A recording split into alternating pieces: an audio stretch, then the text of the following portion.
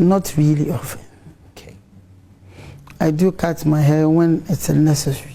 But this is not done in the open, is it? It's not done in the open, and then when that will be done, it's also a procedure something. It's not just somebody coming to cut, but you have to pass through. So is there somebody who's assigned? Oh yes, there's somebody who's assigned. Wow. If incidentally that person is not available, the next person that comes, all the processes that the person will have to pass through processes before even seeing my hair and then touching it to the extent of even cutting it down. Are you allowed to share some of these processes?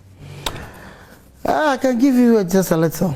Like? A little of when the person comes, he goes through an intensive process. The person has to be clean. Okay.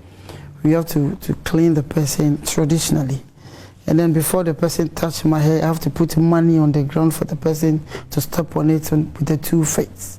Before even taking my headgear off for the person to touch my hair. Is there a reason